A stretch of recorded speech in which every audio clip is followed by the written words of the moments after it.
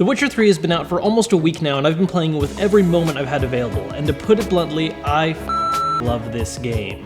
What's up internet, Kevin here. Now, I've logged about 40 hours in the game so far. I've done most of the main quest and a lot of side quests, and there is still so much more I need to do. The amount of content this game has to offer is absolutely staggering. And while I still want to finish the main story before I give you guys my final thoughts, I thought I'd let you guys know what I think of it after this past week so far. First off, a quick primer for those of you that are not familiar with the Witcher series. The whole thing revolves around the character Geralt of Rivia, someone who underwent a number of mutations and intense training in order to become an expert monster slayer, also known as a Witcher. The games follow your exploits through hunting monsters and taking care of your own personal problems while navigating a lot of politics that you necessarily don't care about and having to live through a number of wars. Now, the first game in the series had its strengths, but was a little rough around the edges, and the second one was pretty much a major upgrade in most areas. But the two things that made both games stand out was their emphasis on monster hunting and interesting but also difficult choices. Monster hunting because it's just a little more complex than simply hit it with your sword till it dies. That might work on lower difficulties, but higher up you're going to want to do a little more prep work. So the games have given you ways to prep and figure out how to best approach an enemy by figuring out how to make a certain oil that deals more damage against them, or figure out what kind of bombs or spells they're weak against. It creates this feeling that monsters are more interesting than just another enemy you have to hit with a weapon, and helps to make them stand out a lot more. As for complex choices, well, the games have never really been about simple good or bad mentalities. It's not something like, do you want to take the good guy route or the badass route? Instead, it's going to be situations where you have to weigh what you think is the better option. Something might give you a short-term good over a long-term one. One might save many people at the expense of sacrificing one other person that is more important to you. So it actually gives you interesting moral dilemmas, and very few of them ever have straight-up good outcomes. Usually, no matter what choice you make, there's going to be some kind of downside and consequence you're going to have to live with. And oftentimes, these consequences won't even be immediately obvious. You'll make one decision, and after several hours of gameplay, find out the consequences of your choice. Now, both of these aspects make a return in The Witcher 3, but a whole lot else has changed. Some of it for the better, and some of it is just simply different, but still good in its own way. And a lot of this is due to two major changes they wanted to make for this game. First off, making it just a little more accessible for other players, and second, opening the world up. The first two games were extremely linear with a few side quests here and there, whereas The Witcher 3 consists of large open areas that you can freely explore aside from pursuing the main quest. Now, as I said, monster hunting and hard choices are both really important mechanics to this series, and they did a great job of bringing them over to 3, but everywhere else that has seen a change, I really personally like for the better. First off, I think the game has done a much better job with its pacing. You could argue that Witcher 2 had a much stronger start and a more kind of epic feeling opening, but it was also extremely overwhelming for someone that wasn't familiar with the Witcher lore already. They're throwing a lot of hard terms at you left and right. Witcher 3, on the other hand, chooses to take a slower approach. It's not as urgent feeling, but it gives you time to learn about the setting, who the other characters are, what Geralt's backstory is, and there are several moments in the game where clearly some time is taken in dialogue to help explain events from past games and books, and how they're relevant to the Witcher 3 storyline. Now, this is of course one of the consequences of trying to move a very linear game style over to one that's free roam. You lose a lot of the sense of urgency when players have the ability to choose to just run around and do whatever they want, and oftentimes it can make the story feel a little slow. But I think they did a really good job pacing in Witcher 3 with how the main quests relate to what you're doing. A lot of it just has to do with investigation, and it helps that a lot of the side quests are extremely flavorful, most of which are divided either into secondary quests that explore other aspects of story or have their own little mini plot arc, or witching quests, which focus on hunting down specific monsters, figuring out what you're dealing with, and prepping to take them down.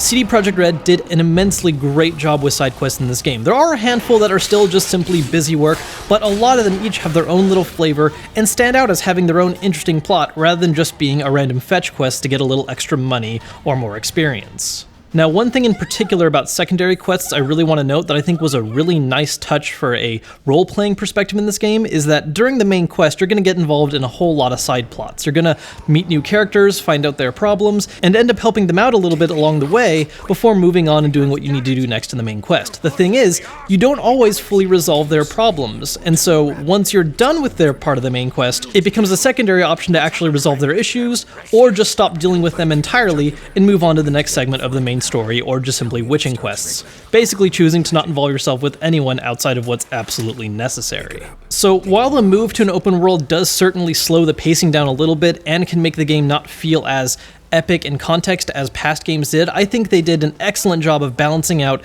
an important feeling main quest, but still having a lot of interesting stuff to do during side quests or free roam. Now, the other big change, as I said earlier, is the fact that this game aimed to streamline a lot of the mechanics from past games, most notably the way alchemy is handled. In previous games, whenever you wanted to make a potion that was useful or a bomb, you had to find all the ingredients and craft it every single time, which was really cool and great for immersion, and it probably is a mechanic that some people are going to prefer, but at the same time, it was also really tedious, especially when you were up against certain monster types again and again. What Witcher 3 does instead is you have to initially craft an object in the first place, which can sometimes require you to find really hard to find ingredients, but once you craft it once, it just gets restocked every time you take a rest, as long as you have some kind of special item in your inventory, usually really strong alcohol. This makes it so that while you do have to go out of your way sometimes to find the right ingredients to craft something you haven't used before, or make an improved version of it, once you've done it the one time, you're set for any other situation where you have to run into that kind of enemy. You just have to rest beforehand if you've run out of supplies. The game has also reworked the skill system in an interesting way, where you have to equip so many skills at once, and you're limited based on your level. So you can unlock a lot of different abilities quickly if you get ability points fast, but you're not going to be able to use them simultaneously. Not only that, but they're paired off into separate little groups, where grouping together the same types of skills can lead to special benefits when you equip mutagens. It's a nice spin, I think, on the whole idea of prep work, because especially later in the game, once you start getting more skills or you get more than you can possibly allocate all at once, well, you can choose which ones you think are most relevant when you're going up against a certain type of enemy. Now, of course, all of these mechanics are simply background for the game's combat system, which is about as fast as Witcher 2's, but a hell of a lot smoother. Now, at first glance, it's going to be very much the same thing. You have fast and strong attacks with 2 different sword types, you can parry enemy attacks, do counterattacks, dodge roll, and access to a few spells to help you out. But what makes things a little different in this one is that you now also have a long-ranged option with a hand crossbow to take on flying enemies, and all of the game's spells now have an alternate casting form you can unlock that give you a lot more options, especially if you're a magic-focused character. One aspect that has changed that I'm a little more on the fence about, I think it's still works, but I kind of like the other idea better, is that in past games, potions were sort of a before combat prep kind of thing. They all lasted for a long amount of time, but you can only have so many active at once.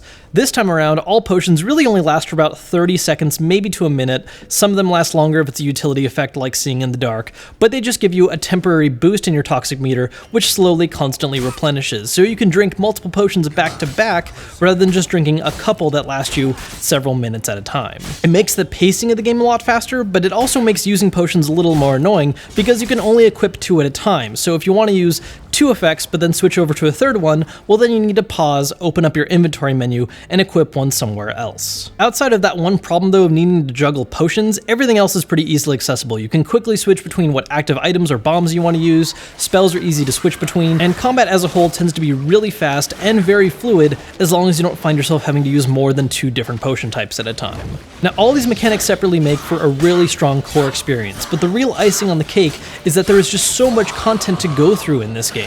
As I said earlier, I'm through most of the main plot and I'm a little over-leveled for it because I've done so many side quests, but there are so many more that I've just outright ignored because I just didn't need to do them.